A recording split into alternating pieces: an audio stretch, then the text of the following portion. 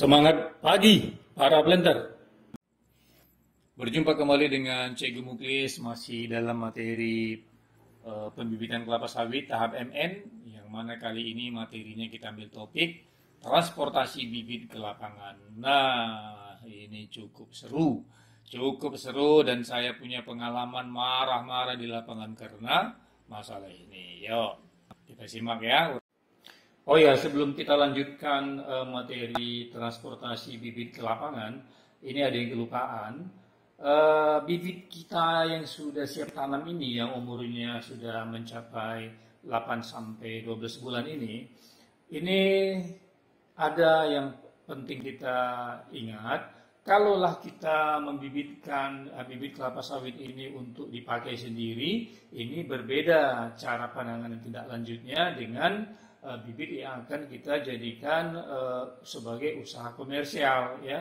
Nah, kalau bibit ini kita jadikan sebagai usaha komersial, maka bibit ini sebelum dilepas ke pembeli, ya, ke konsumen, ini wajib disertifikasi dulu bibitnya, ya. Tentunya yang berhak dan berwenang untuk memberikan sertifikasi benih ini, bibit ini adalah dari instansi yang sudah ditetapkan oleh pemerintah, dari Dinas Perkebunan, ya, dari UPTD, BPS, BTP. Nah, kalau mau lihat bibit yang sudah dikasih sertifikasi oleh dinas ini, kita bisa lihat aja di bibit itu, dia ini di pelepahnya itu sudah ada ditempeli label biru. Makanya kita di lapangan sering mengatakan, bibitmu sudah dikasih label biru nggak?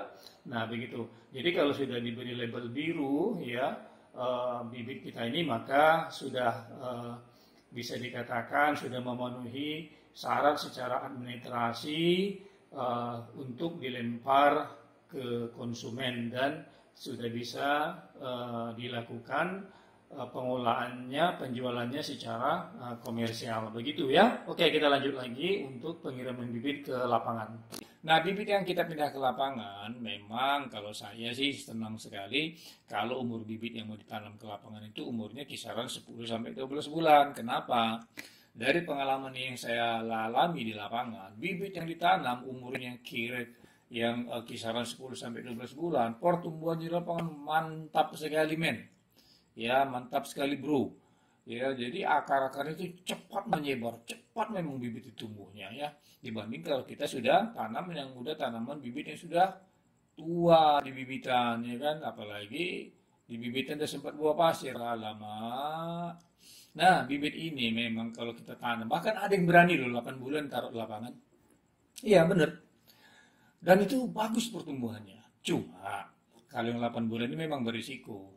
Tetapi pintar-pintarlah kita, ya kan, menyesuaikan ke lapangan.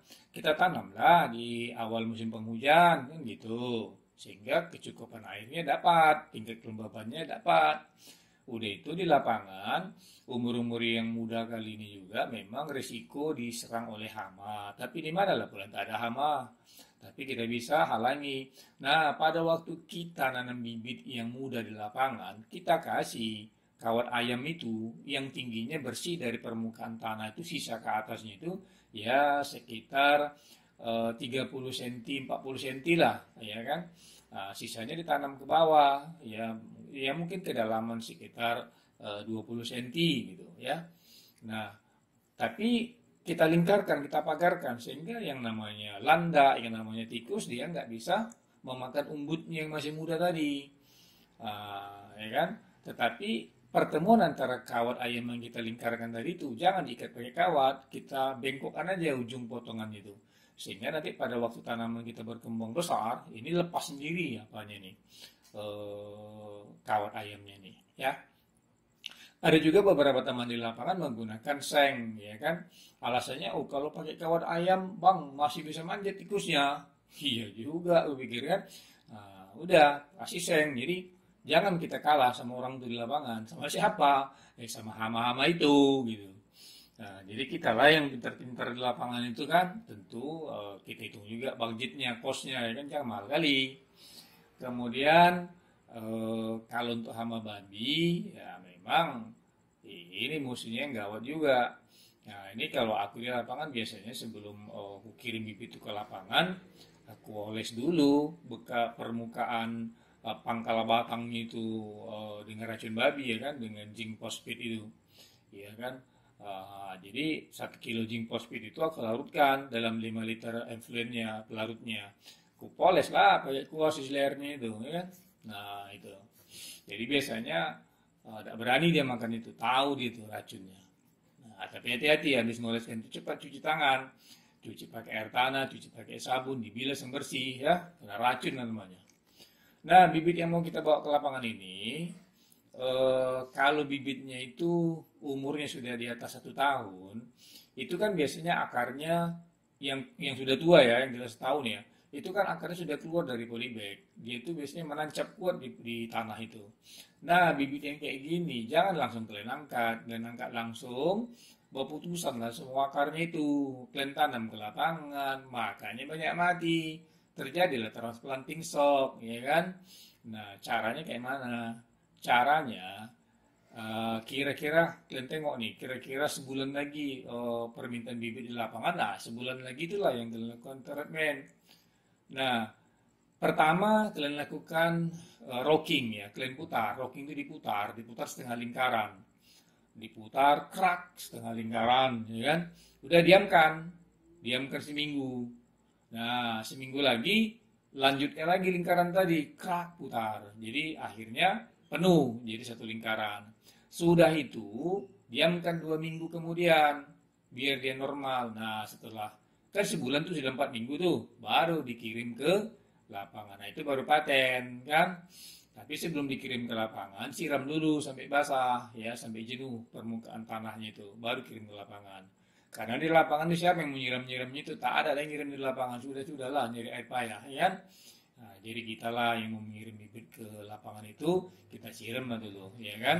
Nah, kemudian bibit yang mau dibawa ke lapangan ini juga, waktu nyusun di mobil, jangan ditimpa-timpakan, letakkan tegak, ya kan? Kalau mau dibikin selapis saja lebih baik. Kalaupun mau dibikin 2 lapis di antara 2 polybag tadi ditingkitkan di situ ya. Nah, begitu. Jadi tapi jangan lebih dari situ. Tapi kalau memang nggak jauh, kalau terlalu jauh ya sudah selapis saja, jangan berisiko ya pokoknya. Nah, kemudian kalau lah bibit ini sudah terlalu tinggi, di mana daun pelepahnya itu sudah tingginya semeter setengah, ya sudah terpaksa dipotong, sisakanlah semeter 20. Kalau aku sih sebenarnya motong-motong daun bibit ini tak senang hati aku. Ya kan, makanya aku lebih store itu aku kirim ke lapangan umur 10 sampai 12 bulan biar mantap hasilnya ya. Nah, setelah bibit sampai di lapangan di tujuan, nurunkannya pun hati-hati ya kan. Kadang-kadang jangan melempar, kasihan bibit tuh kan. Diletakkan baik-baik di bawah, disusun ya kan. Jangan dibaringkan nggak karu-karuan, bikin tegak betul dia. Karena apa? Kita nggak tahu, entah 2 hari 3 hari baru habis bibit itu, menjelang 2 hari 3 hari dari mana dia minumnya, kan gitu. Siapa tahu datang hujan malam masih sempat dia minum, macam itu. Nah, kira-kira begitulah ya. Dan lagi pula kalau dibaringkan bertimpa-timpa miring gitu nggak tegak kan kasihan. Udah capek awak ngurusnya di bibit, kan? Ditaruh ke lapangan, tak tahunya ditanam pun banyak yang mati, balik-balik lagi salah lagi orang bibit katanya ya. Jadi kayak gitu ya. Jadi memang penting sekali bahwasanya pemindahan bibit ke lapangan ini harus betul-betul kita perhatikan ya. Semoga kawan-kawan yang mengurus bibit yang bawa ke lapangan bisa memahami kondisi ini ya. Saya nilai bibit itu karena bibit itulah sumber kita berinvestasinya di situ. Kita gantungkan semua investasi kita. Semoga dapat bermanfaat materi ini. Sampai ketemu dengan break dulu, break. Tetap semangat.